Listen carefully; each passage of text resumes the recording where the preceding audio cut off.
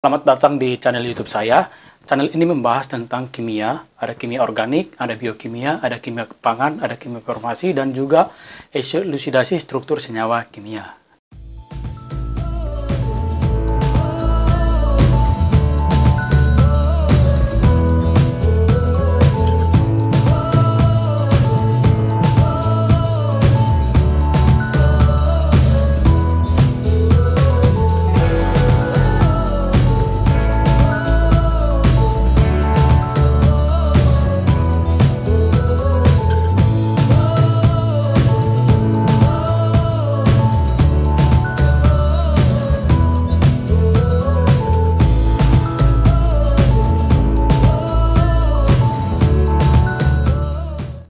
Untuk kali ini kita akan membahas tentang senyawa alkohol. Apa itu senyawa alkohol? Senyawa alkohol adalah senyawa yang memiliki gugus fungsi O dan H yang terikat dengan gugus atau suatu alkil. Nah, untuk klasifikasi senyawa alkohol sendiri, ada yang dinamakan senyawa alkohol primer, sekunder, dan tersier. Nah, apa itu senyawa alkohol primer? Senyawa alkohol primer adalah senyawa yang mengandung satu gugus OH yang terikat dengan satu gugus C atau karbon yang lainnya. Nah, contohnya senyawa metanol, etanol, propanol, butanol, dan pentanol, dan masih banyak lagi. Nah, yang kedua adalah senyawa alkohol sekunder. Nah, senyawa alkohol sekunder yaitu gugus OH-nya terikat dengan dua atom karbon yang berbeda. Contohnya OH terikat dengan CH3, gugus metil, dan CH3 yang lainnya. Contohnya ada senyawa 2-butanol dan juga senyawa siklopentanol. Oke. Nah, selanjutnya senyawa alkohol tersier. Nah, senyawa alkohol tersier ini merupakan gugus OH-nya terikat dengan 3 atom karbon yang berbeda. Misalnya gugus OH terikat dengan CH3 dan CH3 atau gugus metil yang lain, kemudian terikat dengan suatu etana atau CH3 CH2. Sebagai contoh dari senyawa alkohol tersier adalah senyawa 2-metil 2-butanol dan juga senyawa 1-metil 1-siklobutanol. Nah, untuk yang terakhir sebagai tambahan, ada juga senyawa aromatik atau senyawa benzen yang terikat dengan gugus OH. Nah, senyawa ini sering disebut dengan senyawa fenol. Oke. Itulah tadi untuk klasifikasi senyawa alkohol. Selanjutnya, kita akan membahas tentang penamaan senyawa-senyawa alkohol. Nah, untuk yang pertama, temukan gugus terpanjang yang mengikat gugus OH. Selanjutnya, mengubah kata ana pada senyawa golongan alkana dengan ol. Contohnya, metana diubah menjadi metanol, propana menjadi propanol, siklobutana menjadi siklobutanol. Selanjutnya, untuk penomorannya sendiri, penomoran nomor 1 dimulai dari atom yang paling dekat dengan gugus OH atau alkil yang paling dekat dengan gugus OH. Nah, selanjutnya, beri nomor substituen jika memiliki 1 atau 2 lebih substituen, urutkan berdasarkan abjad. Misalnya ada senyawa iodo, bromo, kloro, nitro, dan sebagainya. Jadi pilih yang paling dekat dengan alfabet. Berikut merupakan contoh-contoh senyawa dari alkohol. Ada 2-metil propanol atau bahasa Inggrisnya 2-metil-propan 1-ol. Kemudian ada 2-butanol atau butan 2-ol. Kemudian yang ketiga ada 2-metil 2-propanol. Nah, di sini kita bisa lihat penomoran yang paling awal itu dilakukan dari yang paling dekat dengan gugus OH. Dan juga untuk 2-butanol, penomoran nomor 1 dilakukan yang paling dekat dengan gugus OH dan mengikuti yang paling panjang atau rantai terpanjang. Sama juga untuk 2-metil 2-propanol. Untuk selanjutnya, ada yang dikenal dengan senyawa alkenol. Nah, dari namanya alkenol berarti alkena dan alkohol. Jadi dalam suatu senyawa alkohol ada gugus OH dan juga dia mengandung ikatan rangkap atau yang biasa kita sebut dengan senyawa alkena. Nah, untuk senyawa golongan alkenol, penomoran dimulai dari yang paling dekat dengan gugus OH, bukan yang paling dekat dengan gugus atau ikatan rangkapnya. Nah, Selanjutnya, ganti nama akhiran dengan nama ol. Nah, di sini ada contohnya. Pada posisi nomor 4, di situ ada ikatan rangkap, jadi 4 penten. Kemudian pada nomor 2 ada gugus OH, sehingga kita menyebutnya 4 penten 2 ol. Atau bahasa Inggrisnya pen 4N 2 ol. Oke, selanjutnya untuk penamaan senyawa alkohol secara umum ada berdasarkan dari substituennya. Misalnya substituennya adalah posisi sekunder atau isobutil. Nah, di sini ada contohnya isobutil alkohol dan juga sekunder butil alkohol. Untuk senyawa alkohol yang mengandung 2 gugus OH itu dinamakan dengan senyawa diol. Biasanya posisi dari gugus OH-nya ada di awal penomoran dan juga di akhir. Dan di akhir penamaan ditambahkan kata diol.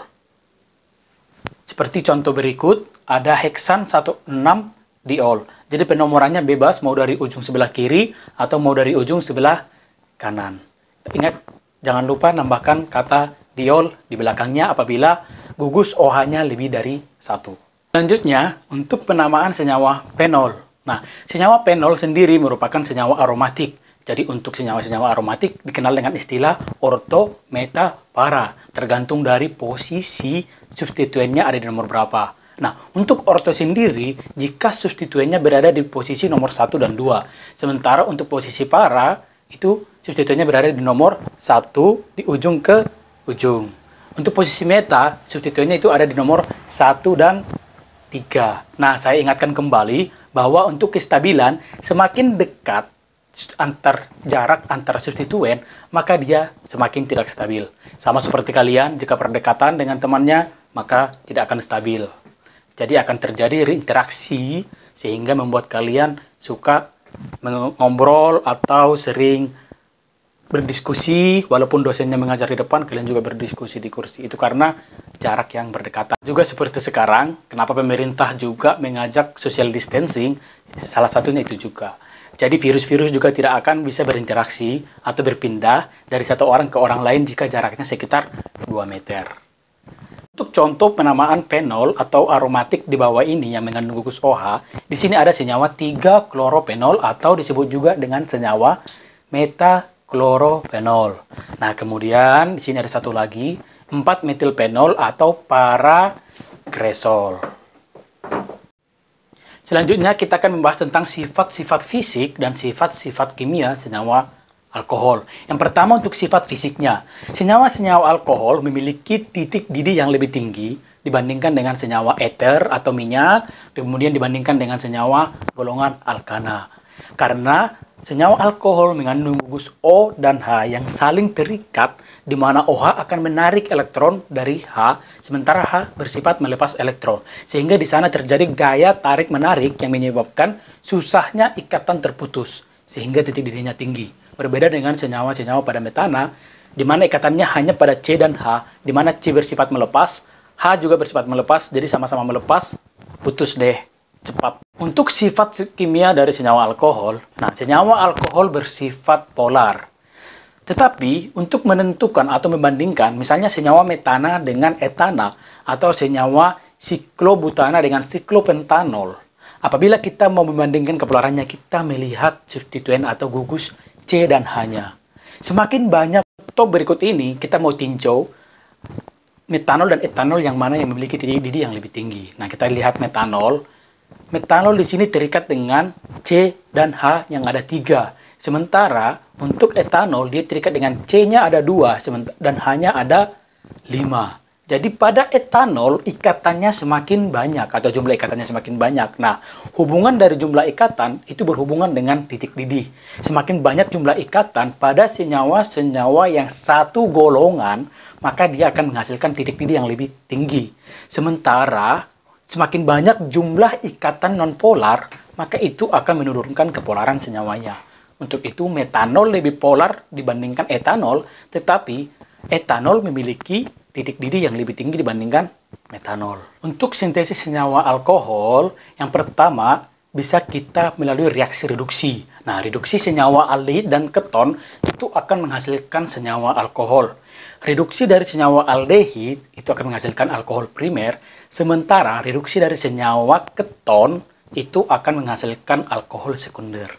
Atau dalam kehidupan sehari-hari, misalnya jika nasi kita basi, nasi mengandung gugus aldehid dan keton, jadi ketika kita tunggu beberapa hari, maka nasi itu akan berubah bau menjadi senyawa asam asetat. Nah, asam asetat ini yang akan berubah menjadi alkohol. Atau bisa juga aldehid yang ada pada nasi direduksi oleh jamur atau bakteri menghasilkan senyawa alkohol. Sama seperti pada tape juga. Tapi pada tape nanti akan saya jelaskan lagi untuk yang nomor 3. Sekarang kita lanjut untuk yang nomor 2, bahwa ada juga dengan reaksi substitusi alkil halida. Jadi senyawa seperti F, Cl, Br, dan I bisa kita substitusi dengan senyawa OH. Misalnya, untuk senyawa bromometana bisa menghasilkan senyawa metanol dengan melalui substitusi Br dengan OH. Atau fluoroetana. Fluoro bisa kita substitusi dengan gugus OH menghasilkan senyawa etanol.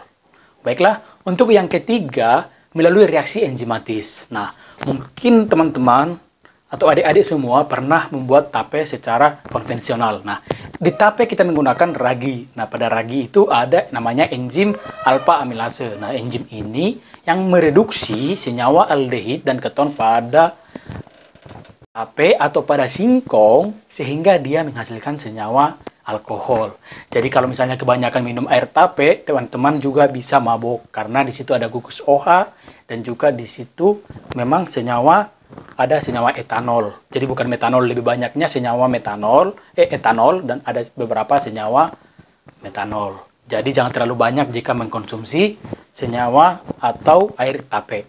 Nah, seperti kita ketahui belakangan ini banyak orang yang kekurangan etanol sebagai bahan baku pembuatan hand sanitizer. Nah, untuk adik-adik semua yang jurusan kimia atau yang berminat dalam penelitian, untuk menghasilkan alkohol sebenarnya sangat gampang.